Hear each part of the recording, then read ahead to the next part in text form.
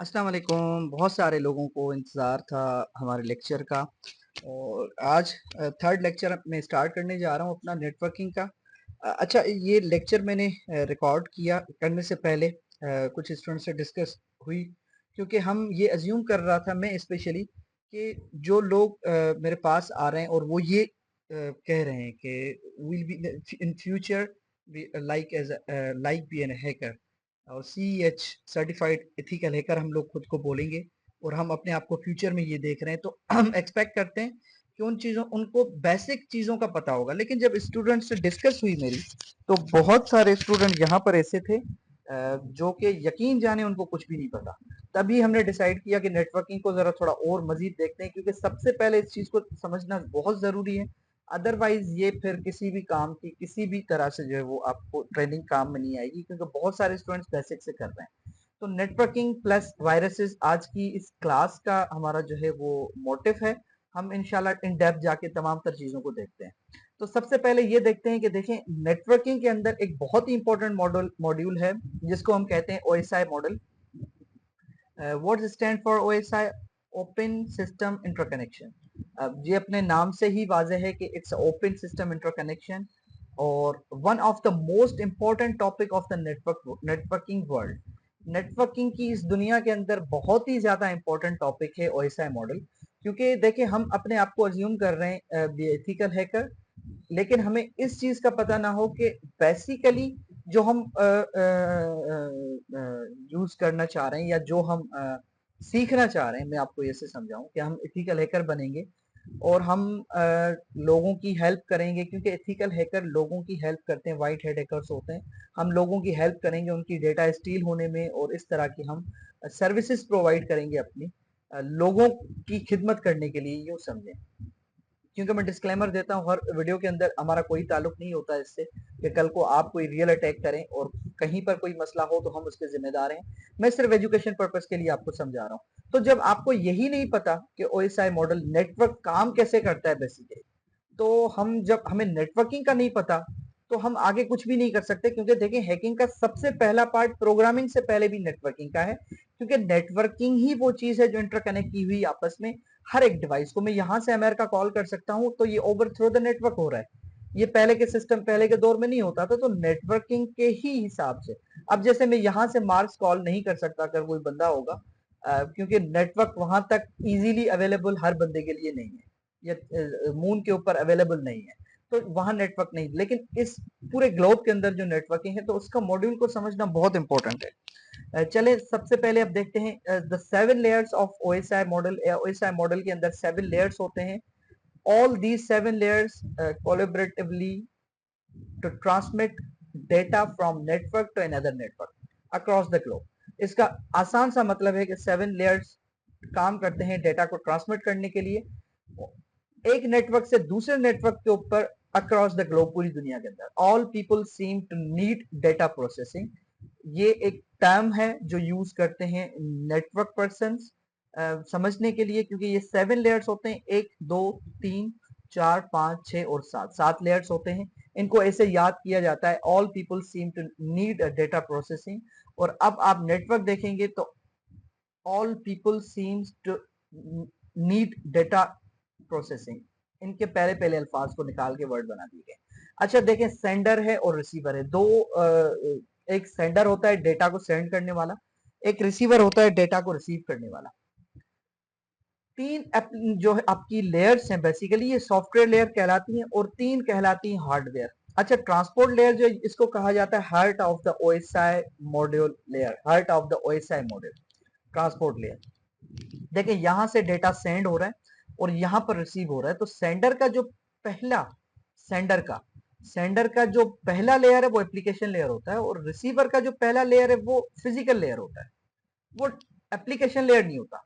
मैं सिर्फ समझाने के लिए मैंने ऐसे लिखा है, अदरवाइज ये यहाँ पर 1 2 3 4 5 6 7, 1 2 3 4 5 6 7, तो सबसे जो लास्ट लेयर है रिसीवर का वो एप्लीकेशन है, सेंटर का सबसे पहला लेयर एप्लीकेशन है। अब इनको थोड़ा समझते हैं। देखिए, एप्लीकेशन लेयर जो है ये बेसिकली एक इंटरफेस, आप ह्यूमन इंटरफेस इसको हम बोल सकते हैं। अगर हम व्हाट्सएप के ऊपर डेटा ट्रांसफर कर रहे हैं तो व्हाट्सएप एक एप्लीकेशन है, फेसबुक पे कर रहे हैं तो फेसबुक एक एप्लीकेशन है, ठीक है।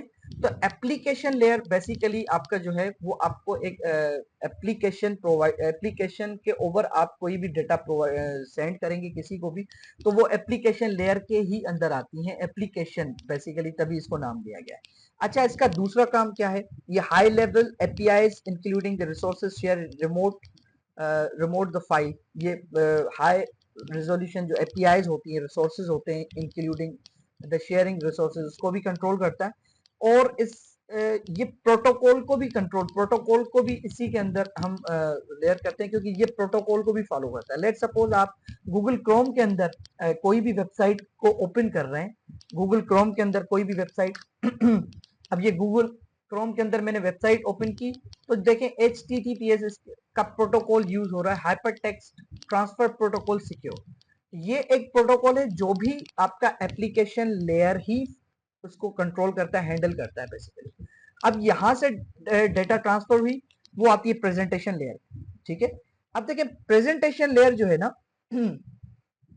ये डिसाइड करता है कि रिसीवर को कौन सी फॉर्मेट में डेटा सेंड करनी है जो उसके लिए इजी हो समझना। आसान से अल्फाज में समझाऊं, अगर यहां पर एक सेंडर मैसेज सेंड कर रहा है, एक मैसेज सेंड कर रहा है इंग्लिश में और रिसीवर को स्पेनिश समझ में आती है, तो प्रेजेंटेशन लेयर इस चीज को डिसाइड करता है कि रिसीवर, क्योंकि ये इंटरकनेक्ट चीजें होती हैं, सबसे पहले ये जब एक सेंडर मैसेज सेंड कर रहा होता है तो ये एप्लीकेशन लेयर उसको आगे फॉरवर्ड करने से पहले एक चेन कनेक्ट होती है वहां तक कि ये जाएगा कैसे और ये कौन सी फॉर्मेट में जाएगा, ये डिसाइडेड होता है।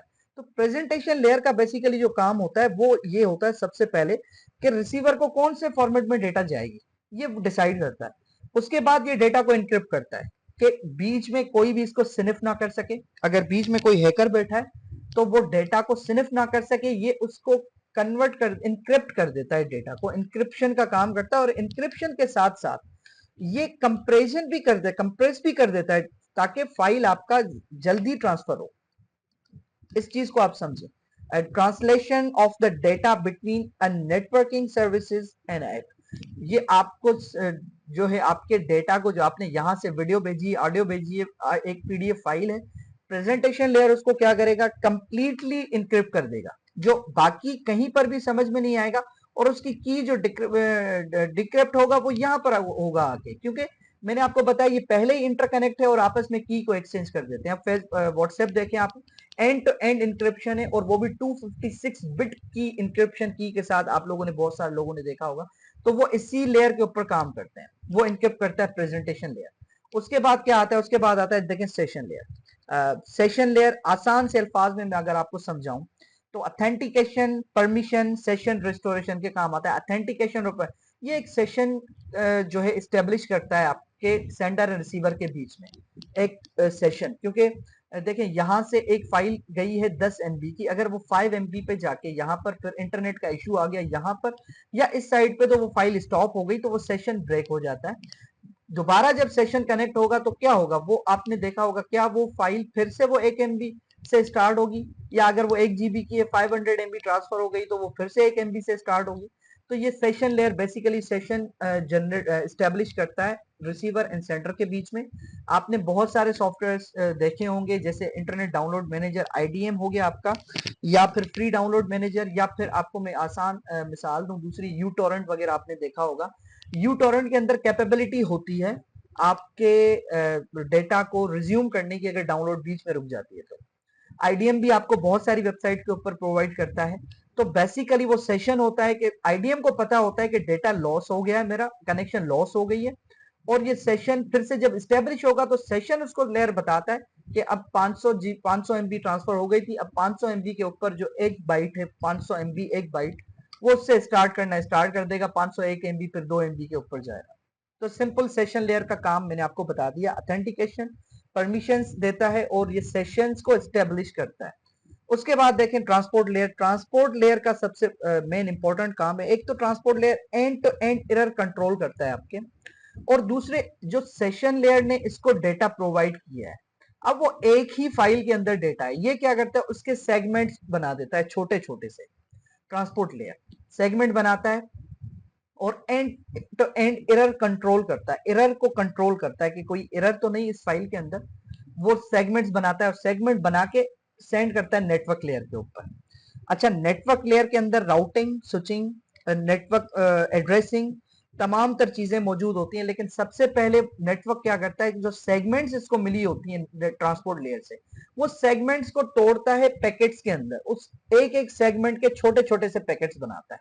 आप यूं समझिए कि सेगमेंट भी एक पैकेट को ही बोल रहा हूं, लेकिन एक अगर फाइल 1 GB की फाइल है, तो इसने एक एक MB के 1000 सेगमेंट्स बना दिए सेंड करने के लिए। अब नेटवर्क लेयर एक एक MB के पैकेट्स बनाएगा, छोटे छोटे से पैकेट कर देगा, एक एक MB का जो सेगमेंट है उसके पैकेट्स बनाएगा, और ये डिसाइड करेगा कि कौन से रूट से ट्रैफिक को लेके जाना है, कहां से ट्रैफिक आपके सेंडर रिसीवर को आसानी से मिल सकती है और बहुत तेज मिल सकती है। दूसरा ये डिसाइड करता है कि कौन सा प्रोटोकॉल यूज करना है, यूजर डेटाग्राम प्रोटोकॉल UDP, या फिर आपने TCP को यूज करना है, ट्रांसमिशन जो है वो आपका प्रोटोकॉल को यूज करना है, TCP को। UDP और TCP में क्या फर्क होता है थोड़ा सा मैं समझा दूं मैं आगे जाके। देखें, UDP और TCP जो है वो एक्नॉलेजमेंट के जो है प्रोटोकॉल यूज करता है विद एक्नॉलेजमेंट। अगर आप कोई भी चीज सेंड कर रहे हैं तो उसकी एक्नॉलेजमेंट आपको मिलती है, जबकि UDP एक्नॉलेजमेंट के बगैर करता है। स्पीड में थोड़ा फर्क होता है, UDP अगर ज्यादा तेज स्पीड से भेजना होता है तो UDP से मैसेज जाता है, अदरवाइज TCP से मैसेज जो है वो डेटा फॉर्मेट हो रहा होता है। मैं आपको एक आसान एग्जांपल दूं, जैसे आप मैसेज कर रहे हैं व्हाट्सएप के ऊपर, तो व्हाट्सएप के ऊपर जो मैसेज जा रहा है, अगर रीड कर रहा है रिसीवर मैसेज, तो आपके पास यहाँ ब्लू टिक आता है। तो ब्लू टिक इसी वजह से आता है कि वो ओवर द TCP प्रोटोकॉल को यूज करके मैसेज जा रहा होता है और एक्नॉलेज ले रहा होता है। अब मैं UDP की मिसाल दूं, क्योंकि एक्नॉलेज आ गई, रिसीव हो गया मैसेज, तो डबल टिक हो गया, फिर उसके बाद जब सीन हुआ तो फिर ब्लू चेक हो जाता है, टिक हो जाता है, ताकि रिसीव हो गया। तो एक्नॉलेज TCP प्रोटोकॉल यूज करता है, अनटिल आपका मैसेज पड़ता है तो वो एक्नॉलेज वापस आ जाती है और हमें आके बताती है। UDP क्या होता है, कॉल पे हम व्हाट्सएप पे बात कर रहे हैं, बीच में कनेक्शन डिस्कनेक्ट हो गई, आगे वाले ने बोल दिए, कनेक्शन स्लो हो गया, तो आपको वो वर्ड टूट टूट के सुनाई दे रहे होते हैं कि आगे वाला डिस्टॉर्शन में आता है और लफ्ज कट कट के आपको सुनाई दे रहे होते हैं। तो क्या कभी ऐसा हुआ कि जब कनेक्शन रिस्टोर हो गई 2-4 सेकंड के बाद, तो आपको वो जो उसने अल्फाज बोले वो वापस रिपीट हो? इस तरह नहीं होता, रिपीट नहीं होता, क्योंकि वो UDP प्रोटोकॉल को यूज करके वॉइस को ट्रांसफर कर रहा होता है। ओवर द कॉल्स आपकी जितनी भी होती हैं वो UDP प्रोटोकॉल को यूज करती हैं, और ट्रांसफर आपके फाइल्स तकरीबन आपके फाइल्स जो है वो TCP प्रोटोकॉल को यूज करते हैं। जैसे FTP सर्वर हो गया, पोर्ट 23 पे वो लिसन करता है और वो आपका TCP का पोर्ट है। इसी तरह फिर डेटा लेयर के अंदर आते हैं। अच्छा, डेटा लेयर क्या करता है, सबसे पहले तो एरर डिटेक्शन करता है, जो पैकेट्स इसको मिले हैं यहाँ से उसके एरर को डिटेक्ट करता है। अगर कोई एरर है तो वो वापस ट्रांसपोर्ट लेयर के पास जाते हैं या इस नेटवर्क लेयर के पास जाते हैं, और फिर ट्रांसपोर्ट लेयर उसको फिर से आपका जो है वो एरर कंट्रोल देखता है और एरर्स को रिमूव करता है, लेकिन ऐसा होता बहुत कम है, लेकिन ये आपका एरर डिटेक्शन करता है। अच्छा, उसके बाद फ्लो कंट्रोल करता है आपका। देखें होता क्या है मैं आपको बताऊं, यहां पर ये आपका कंट्रोल करता है फ्लो कैसे कंट्रोल करता है। सेंडर ने डेटा ट्रांसमिट की है यूके से बैठ के, यूके पे उसने जो डेटा ट्रांसफर की है 5G से की है, जिसकी स्पीड थी 10 MB पर सेकंड, लेकिन रिसीवर जो रिसीव कर रहा है वो 1 MB पर सेकंड के हिसाब से रिसीव कर रहा है। तो जब ये इसको 10 MB से आगे भेजेगा तो ये रिसीव कर नहीं पाएगा, यहां पर डंप होती जाएगी डेटा और डेटा आपकी करप्ट हो जाएगी। तो ये सबसे पहले तो आपके जो इसको फ्रेम मिलते हैं, सॉरी इसको यहां से पैकेट्स मिलते हैं, उसको ये फ्रेम में पहले इसको एरर डिटेक्शन इसका देखता है, एरर डिटेक्शन इसने कर ली, उसके बाद उस पैकेट के ऊपर फ्रेम चढ़ाता है, फ्रेम चढ़ाने के बाद ये फ्लो मैनेज करता है, फ्लो को कंट्रोल करता है कि कितनी स्पीड से डेटा आगे मुझे भेजनी है और कितनी स्पीड से। तो ये राउटर का जो पार्ट है, आपके जो घर में राउटर होते हैं वो इसी डेटा लिंक लेयर के ऊपर काम कर रहे होते हैं, जो राउटर्स होते हैं। स्विचेस और हब की बात नहीं कर रहा, जो पहले आते थे वो फिजिकल लेयर के जो थे आपके आइटम्स थे और जिसको कहते हैं डिवाइसेस थी। डेटा लेयर की बात कर रहा हूँ, राउटर्स की। और दूसरा ये मैंने आपको बताया एरर कंट्रोल और फ्रेमिंग करता है कि फ्रेम करता है, उसके बाद ये फिजिकल लेयर पे भेजता है। फिजिकल लेयर बेसिकली आपके फ्रेम की हुए छोटे छोटे से पैकेट्स को बिट्स में ट्रांसफर करता है और बिट में कन्वर्ट करने के बाद उसको बाइनरी लैंग्वेज में कन्वर्ट कर देता है 1010 करके, क्योंकि मशीन लर्निंग लैंग्वेज बाइनरी होती है, आपको पता होगा। और ये फिजिकल लेयर जब यहां पर जाता है तो ये इसका रिसीवर का फर्स्ट पार्ट होता है, जहां पे वो रिसीव करता है, और रिसीव करने के बाद ये बिट्स को वापस डेटा लिंक के ऊपर भेजता है, और जो यहां से कंट्रोल किया हुआ है फ्लो, उसी में ही ये रिसीव करेगा। ये इसको फ्लो को कंट्रोल करता है। अगर 10 एमबी से आ रहा है तो ये 1 एमबी से सेंड करेगा, जो रिसीवर की डिमांड होगी। उसके बाद नेटवर्क लेयर में आएगा, फिर ट्रांसपोर्ट लेयर में वो सेगमेंट बनेंगे, फिर सेशन लेयर, प्रेजेंटेशन लेयर, और फाइनल में एप्लीकेशन लेयर पे यूजर को जाके डिक्रिप्ट होकर डेटा मिलेगा। तो ये लेयर काम करते हैं। अब अगर यही आप लोगों को पता नहीं होगा तो आगे जाके बहुत सारे प्रॉब्लम्स आएंगे। इसी वजह से इसको करना बहुत इंपॉर्टेंट था। मैंने आपको आई होप के ओएसआई मॉड्यूल बहुत अच्छे से समझा दिया है इसको कि कैसे होगा। यूडीपी, यूजर डेटाग्राम प्रोटोकॉल, और ट्रांसमिशन कंट्रोल प्रोटोकॉल टीसीपी मैंने आपको बताया।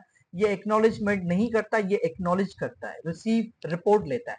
अगर आपने कभी 5-8 साल पहले यूफोन जेस के पाकिस्तान में पैकेज आ रहे होते थे, तो आपने देखा होगा कि वो पैकेज में हम जो मैसेज करते थे, तो मैसेज मोबाइल के अंदर, जो कीपैड वाली मोबाइल थी, उसमें एक डिलीवरी रिपोर्ट का मैसेज होता था। अगर हम डिलीवरी रिपोर्ट ऑन करते थे तो जब मैसेज यूजर को डिलीवर हो जाता था हमारे रिसीवर को, तो हमें बताता था। तो वो बेसिकली जो ऑप्शन था, वो मोबाइल से जब चेक करते थे तो टीसीपी और यूडीपी प्रोटोकॉल को यूज करते हुए मैसेज ट्रांसफर होते थे। यूडीपी में हमें कोई डिलीवरी रिपोर्ट नहीं मिलती थी, टीसीपी में डिलीवरी रिपोर्ट मिलती थी। लेकिन यूडीपी का मैसेज जो था, वो डिलीवरी रिपोर्ट अगर आपने ऑफ की तो वो उससे फास्ट जाता था। देखिए, फास्ट कोई 5-10 मिनट का नहीं होता था कि हमें अंदाजा ना हो। फास्ट का मतलब ये है कि वो माइक्रो सेकंड्स और कुछ सेकंड्स का फर्क होता था, कि 5-10 सेकंड पहले पहुंचता है, ये 5 सेकंड लेट पहुंच रहा है। लेकिन 5 सेकंड का तो हम कोई टाइम मेजरमेंट कर ही नहीं सकते, तो हमें अंदाजा नहीं लगता था। चलें, आज सब इंपॉर्टेंट टूल्स हैं जो आपको इंस्टॉल करने, और ये आपका टास्क है कि आपने इंस्टॉल करने। स्टूडेंट्स कहते रहते हैं सर टूल्स के नाम बताएं, नाम बताएं, तो आज मैंने टूल्स के नाम बता दिए, जो नेक्स्ट क्लास में हम देखेंगे, जाके इनके ऊपर काम करेंगे। तो सबसे पहले नेसेस वल्नरेबिलिटी स्कैनर है, फिर नेक्सपोज, ये भी वल्नरेबिलिटी स्कैनर है, फिर ओपन वेस, ये आप इंस्टॉल सब करके रखिएगा। ओपन वेस क्या है? ओपन वल्नरेबिलिटी असेसमेंट और स्कैनर, ठीक है, वेस का मतलब ये है। नेट स्पार्कर अगेन वल्नरेबिलिटी स्कैनर है। एंग्री आईपी स्कैनर, नाम से ही पता चल रहा है आईपी को स्कैन करने वाला है। सुपर स्कैनर और एनमेप, ये आप लोग इंस्टॉल करके रखिएगा, इंपॉर्टेंट है। अच्छा, अब देखते हैं पोर्ट क्या है, क्योंकि पोर्ट के ऊपर बहुत लोग कंफ्यूज हैं। पोर्ट बेसिकली होता क्या है? देखिए, मैंने आईपी एड्रेस आपको समझाया था कि डोमेन होता है। डोमेन वो जगह होती है जिसके बैक पे हम लोग वेब होस्टिंग की मदद से फाइल को लैंड करते हैं, अपने वेबसाइट के फाइल्स को वहां पर स्टोर करते हैं, और जब कोई डोमेन को कॉल कर रहा होता है तो वही फाइल्स आपके स्क्रीन पे होते हैं। जैसे मैंने google.com को कॉल किया है, तो ये google.com भी तो कहीं से आ रहा है, बेसिकली इसकी आईपी एड्रेस है कोई। तो ये आईपी कन्वर्ट करके, डोमेन नेम सर्वर का काम है कि उसने नेम में इसको कन्वर्ट कर दिया, अदरवाइज तो ये आईपी एड्रेस है। मैंने आपको बताया था। तो आईपी एड्रेस आप यूं समझ लें, आसान अल्फाज में, आपका घर है, और घर के अंदर बहुत सारे दरवाजे आपने रख लिए, डोर्स। अब डोर जो है आपका, वो पोर्ट है। कौन से डोर से डेटा आएगी, ये आपको बताना है आगे वाली मशीन को। जैसे मैंने यहां पर एग्जांपल दिया हुआ है कि अगर पोर्ट 5000 को ये लिसन कर रहा है, तो इसने आगे वाले को बताया, रिक्वेस्ट की कि अगर कोई भी 80 पोर्ट की डेटा हो तो वो मेरे दरवाजे नंबर 5000 दरवाजे का नंबर है, उससे वो डेटा आए। और इसी तरह जो है वो हमारे पोर्ट होते हैं नेटवर्किंग के इसके अंदर। तो हम अगर पोर्ट देखते हैं तो देखें, पोर्ट हमारे पास 0 से लेके 1023 वेल नोन पोर्ट कहलाए जाते हैं, वेल नोन पोर्ट्स हैं वो। अच्छा, 1024 से लेके 49151 तक ये रजिस्टर्ड पोर्ट्स कहलाते हैं, और 49152 से लेके 65535 ये जो पोर्ट है हमारी, ये अनरजिस्टर्ड पोर्ट है। तो ये इतने समझे, आपके घर के अंदर दरवाजे आप खोल सकते हैं। अब कौन सा पोर्ट आपने खोलना है, जैसे 25 ये पोर्ट यूज कर रहे हैं ईमेल सर्वर के लिए, तो यहां से डेटा जब जाएगी, तो इसने एग्जांपल दिया है कि ये डेटा सेम फॉर्मेट में जा रही है, लेकिन यहाँ पर पोर्ट चेंज है। तो जब हम विक्टिम की मशीन को बेसिकली एक्सेस करते हैं, तो हम पोर्ट बताते हैं, पोर्ट फॉरवर्डिंग करते हैं, अपने राउटर को बताते हैं कि कौन से पोर्ट के ऊपर डेटा जब रिसीव हो, तो हमें वो डेटा कैसे रिसीव होगी। अगर कोई डेटा 80 पोर्ट के ऊपर रिसीव हो रही है, तो वो हमें 5000 पोर्ट के ऊपर भेज दे। ये बेसिकली हम बता रहे होते हैं अपने पोर्ट उसको, ताकि विक्टिम की मशीन से जब हम कनेक्ट हो, तो पोर्ट हम एक अलग पोर्ट से ट्रैफिक को लेके जाएं जिसपे कोई ट्रैफिक ना हो, और हम सुकून से उस विक्टिम की मशीन का डेटा जो है वो स्टील कर सकें। ये हम फिजिकली भी जाके देखेंगे, अपने उसके ऊपर हम इंस्टॉल करेंगे VMware के ऊपर, और वहां से हम देखेंगे। अच्छा, उसके बाद अब इंपॉर्टेंट चीज पे आते हैं कि वायरसेस। वायरसेस क्या होते हैं? A computer virus a program that spreads by first affecting the files or system areas of a computer or network router's hardware and then making the copy itself. Some viruses are the harmless, other may damage the data file and for the some may destroy the files. अब इसको समझे कि computer के अंदर जब virus आपका आ जाता है, जब स्प्रेड हो जाता है, तो सबसे पहले वो आपके फाइल को इफेक्ट करता है या सिस्टम के किसी पर्टिकुलर एरिया को इफेक्ट करता है, नेटवर्क राउटर्स हार्डवेयर को इफेक्ट करता है और अपनी कॉपीज बनाना स्टार्ट करता है। वायरस का मतलब ही अपनी कॉपीज है। Duplicate copies of genetic material, हम जिस तरह कहते हैं क्लोनिंग को, तो वायरस क्लोनिंग करता है, बेसिकली अपनी कॉपीज बनाता है। और सम वायरसेस हार्मलेस होते हैं, वो आपको नुकसान नहीं पहुंचाते, लेकिन कुछ आपके फाइल्स को डैमेज करते हैं और आपके फाइल्स को डिस्ट्रॉय करते हैं। अब वायरसेस की किस्म देखते हैं और फिर लेक्चर को हम एंड करेंगे। ये बहुत इंपॉर्टेंट है आपको समझाना। अच्छा देखें, सबसे पहले समझे कि मेलवेयर क्या होता है। टाइप्स ऑफ वायरसेस क्या हैं? सबसे पहले मेलवेयर है, फिर वायरस, फिर वॉर्म्स है, spyware, torsion, ransomware and Edward. ठीक है, और सबसे ज्यादा जिसको कहते हैं कि वो ये सबसे जिसको कहते हैं कि मोस्ट, आपका सबसे मोस्ट जिसको कहते हैं कि डेंजरस आपका ये वायरस है। ठीक है, मेलवेयर क्या होता है? एक छोटा सा हिडन वायरस होता है जो आपके कंप्यूटर में इंस्टॉल हो जाता है, तो ये आपके ऑपरेटिंग सिस्टम को डैमेज करता है, विंडोज को खराब कर देता है। और ये क्यों यूज होता है? ये आपके पीसी की एक्सेस लेने के लिए यूज किया जाता है। आपको किसी भी कंप्यूटर से अगर कोई फाइल्स कॉपी करनी है, कोई इंफॉर्मेशन निकालनी है, तो मेलवेयर यूज करते हैं। ये एक किस्म का वायरस है जिसको हम डेटा स्टील करने के लिए यूज करते हैं, किसी कंप्यूटर से कोई इंफॉर्मेशन, कोई फाइल को कॉपी करने के लिए, या फिर हम इसको विंडोज को खराब करने के लिए, फाइल्स को डिस्ट्रॉय करने के लिए हम लोग मेलवेयर यूज करते हैं। वायरस सेम उसी तरह काम करता है मेलवेयर, लेकिन मेलवेयर वायरस में थोड़ा सा फर्क है। जो है मेलवेयर आपका डिस्ट्रॉय, मेलवेयर आपके एक्सेस लेने में बहुत फास्टली और रैपिडली काम करता है, और जो नॉर्मल वायरस होता है वो बेसिकली एक्सेस के लिए यूज नहीं करते, फाइल्स को डिस्ट्रॉय करने के लिए यूज किया जाता है। अच्छा, वॉर्म, ये भी एक किस्म का वायरस है, एक टाइप होती है वायरस की। जैसे आपके पीसी में ये आता है तो बहुत सी कॉपीज बना लेता है, आपके पीसी में अपनी बहुत सी कॉपीज बनाता है और ये सी ड्राइव को फुल कर देता है और विंडो आपकी डैमेज हो जाती है। तो वॉर्म्स को यूज करते हैं किसी भी पर्टिकुलर फाइल सिस्टम की ड्राइव को जो है वो आपकी डिस्ट्रॉय करने के लिए। बेसिकली आपके हार्ड ड्राइव की स्पीड हार्ड ड्राइव के ऊपर लोड इतना डाल देता है कि वो क्रैश कर जाती है। तो किसी के भी सिस्टम को क्रैश करने के लिए हम वॉर्म्स का यूज करते हैं। स्पाईवेयर, अच्छा स्पाईवेयर एक जासूस, स्पाई आपको पता होगा, स्पाई एक जासूस को कहते हैं। स्पाईवेयर एक जासूस होता है जो किसी भी कंप्यूटर से कोई पर्टिकुलर इंफॉर्मेशन निकालने के काम आता है। अच्छा, ये तब तक वर्क नहीं करता जब तक उसको वो पर्टिकुलर इंफॉर्मेशन नहीं मिल जाती। ये बिल्कुल साइलेंस होता है और ये कोई नुकसान नहीं देता, कुछ भी नहीं करता है स्पाईवेयर।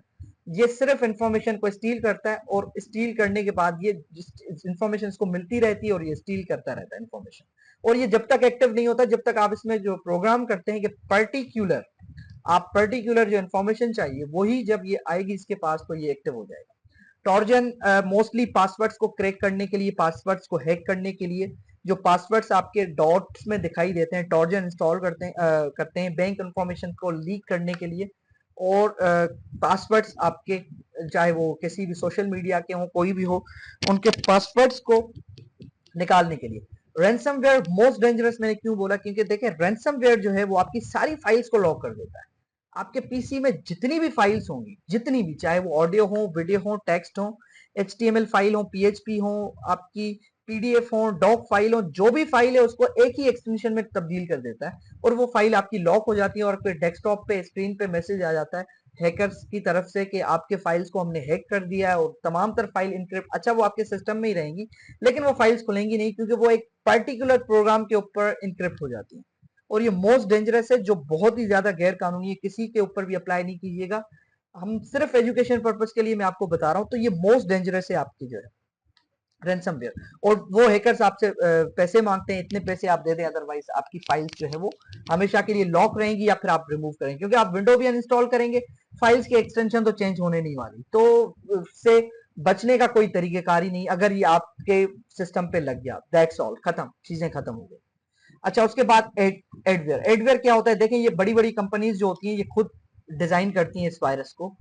जब एक इंप्रेशन जा रहा होता है फेसबुक से आपकी पेज के ऊपर या आपकी वेबसाइट के ऊपर या कहीं पर भी आप देखते हैं, तो आप क्लिक नहीं भी करते उस वेबसाइट को, लेकिन अगर ये वायरस होता है उस लिंक के अंदर, उस एड के अंदर बेसिकली, तो ये ऑटोमेटिकली आपकी आईपी से क्लिक दे देता है किसको?